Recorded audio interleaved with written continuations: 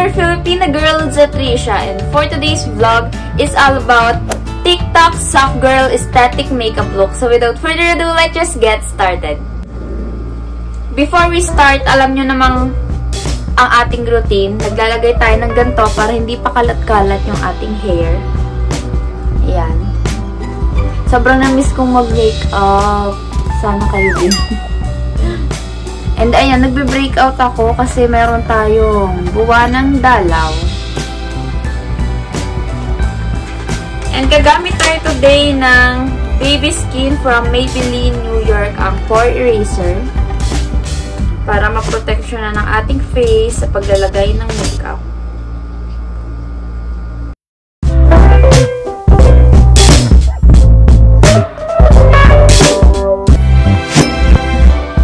Maglalagay din pala ako nitong Apollo na lip balm galing sa sample room. And ganyan na yung itsura niya. Nasira kasi nung aking baby dog.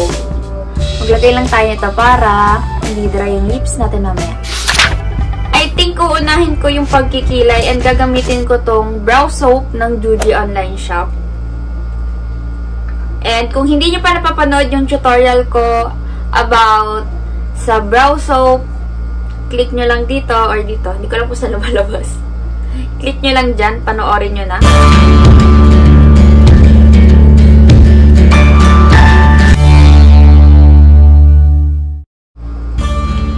After ng brow soap, gagamit naman ako nitong Ads Water Soluble Eyebrow and Eyeliner Powder. Babasahin ko lang siya. Gagawin natin siya sa ating kilay. Or gagamitin. Ano gagawin? Tapos ganito lang brush. Then, kuha lang ako ng ating salamin.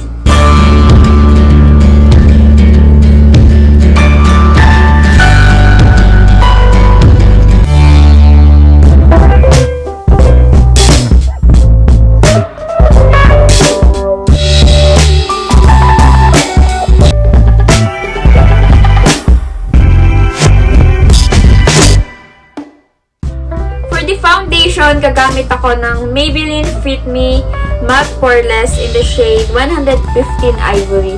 Medyo light talaga yung kinuha ko kasi ewan ko, nagkamali ba ako that time or something. Basta, light yung nakuha ko. So, meron naman akong Curline BB Cream Whitening in the shade Nude para mag-adjust ng kulay sa ating foundation.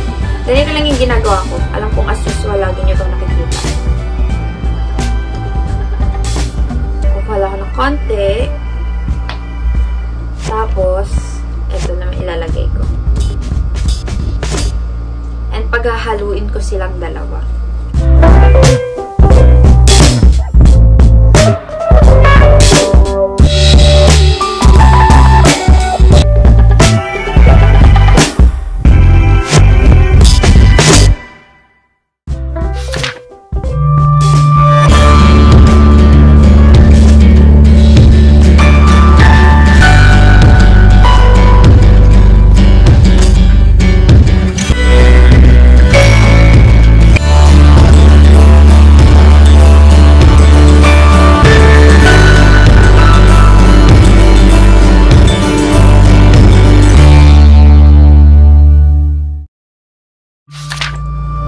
Gagamit muna ako nitong Curline Oil Control Face Powder in the shade Chestnut. A-applyan ko lang muna itong ating part ng eyes para iset. Mamaya ako magsiset ng powder sa ating mukha. Hayaan muna natin maset siya sa ating face nang hindi sinaset ng powder. For me kasi mas maganda yung lapat nun. Oh, lapat.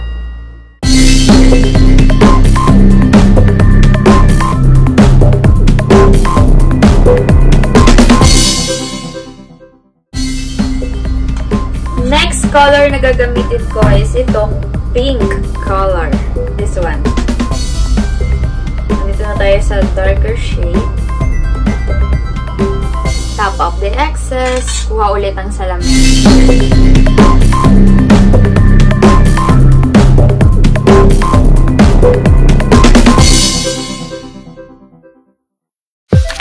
Nag-start tayo sa light pink, dark pink. Pupunta naman tayo sa color na ito. I think ito. Para siyang chocolate brown. Ang purpose ng chocolate brown or black para sa mga ganyan, para mas ma-enhance yung, alam mo yung nakikita nyo parang ombre color. Ayan. Para mas ma-enhance siya. Papakita ko sa inyo yung pinagkaiba. Ayan na, lalagyan natin ito ng chocolate brown, ha. Ayan, kita nyo yan? Mas nagiging ombre color siya.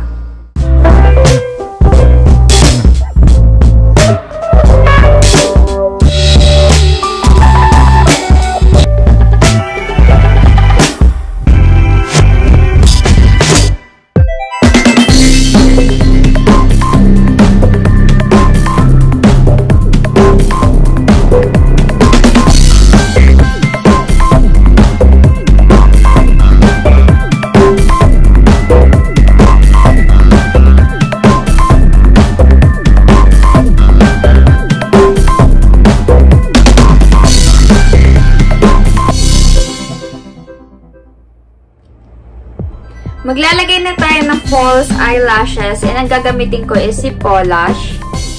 And itong polish na to is Athena. Ayan.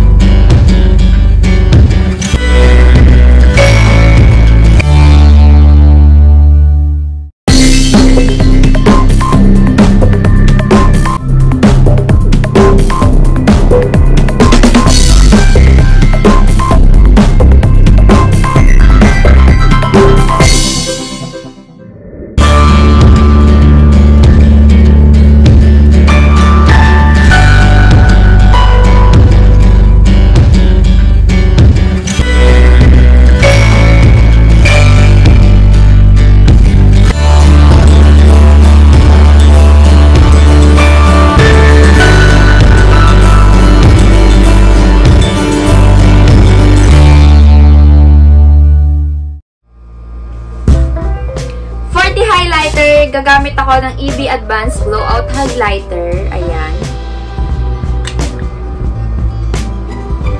Apply lang tayo dito sa ating nose. Dito. Tsaka dyan. Apply din tayo dito sa ating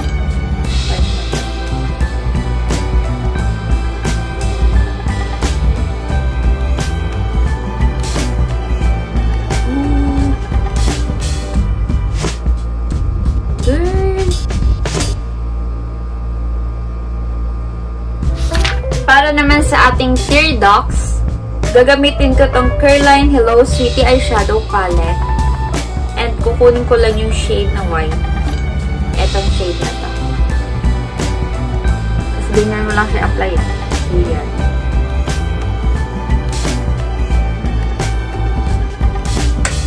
Ipa-finalize ko lang guys yung ating look and I'll be back.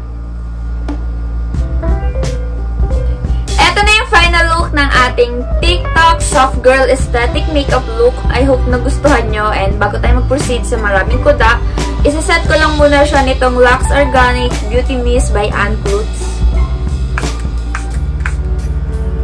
Yan, sobrang bango, sobrang nakaka-refresh. Sobrang maganda kapag sineset nyo yung inyong makeup kasi pang matagalan niya.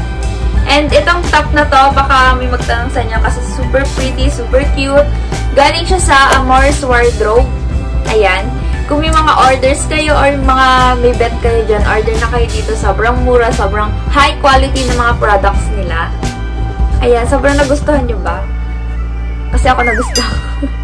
Anyways, I hope you enjoyed this video. Please like if you enjoy it. Subscribe to my YouTube channel so we can see each other to my next one. Leave a comment below kung may gusto kayo ipagawa sa akin. Bye!